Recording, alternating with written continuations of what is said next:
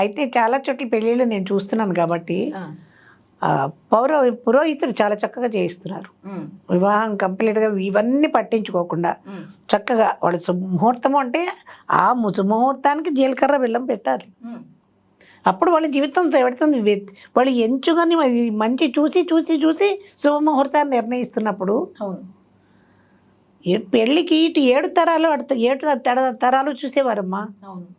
దీంట్లో ఎక్కడ సంప్రదాయాలు ఎలా ఉన్నాయి, కుటుంబ వ్యవస్థ బాగుందా, ఇటు బాగుందా చూసి పెళ్ళిళ్ళు చేసేవారు. ఇప్పుడు 7 తరాలు ఎక్కడ చూస్తున్నారు?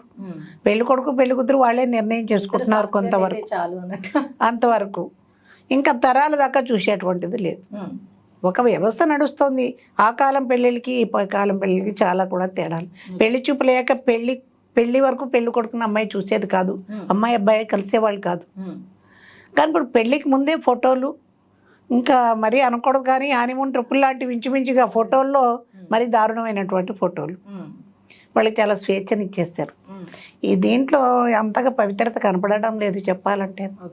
చక్కగా వేదఘోష వినపడేది, అందరూ అక్షింతలు చక్కగా వేస్తూ అందరూ మేము వీటికి పాడుతూ ఉంటాం.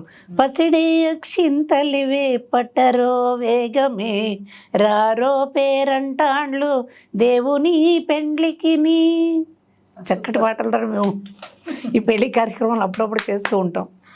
అక్కడ వెంకటేశ్వర స్వామి, శ్రీ వెంకటేశ్వరునికి శ్రీ మహాలక్ష్మికి దైవికపు పెండ్లి ముహూర్తము నేడు కావించి బేరులు మ్రోగే గరుడ ధ్వజం బెక్కే దేవతలు రారో దేవుని పెండ్లికి పసిడి అక్షింతలివే. ఆ అక్షింతలకు అంత ప్రాధాన్యం. చక్కటి అక్షింతలు తలంబ్రాలుగా పోసుకునేవాడు. ఇప్పుడు వాటిలో అన్నీ కలిపేస్తున్నారు, అది వేరే. పళ్ళెం ఎత్తేసే పోసేస్తున్నాడు అబ్బాయి కూడా. అటువంటివి పనికిరావు. అది ఒక పవిత్రమైనటువంటిది, ఆయన చక్కగా చేయిస్తున్నాడు. ఈ శాస్త్రోక్తంగా జరిగేటువంటి వివాహం వల్ల భార్యాభర్తల్లో ఒక పవిత్రమైనటువంటి భావన ఉంటుందమ్మా. జీవితం కూడా చాలా చక్కగా పెడుతుంది. ఈ భావనని కలిగించే ప్రయత్నం ఎక్కడ కొంచెం లోపిస్తోంది అంటే, ఈ పెళ్ళికి ముందే వీళ్ళిద్దరూ కలిసి తిరగడాలు, తల్లిదండ్రులు అటువంటి వాటిని కొంచెం ఆపితే కొంచెం పూర్వకాలం ఆ వ్యవస్థ వస్తుంది.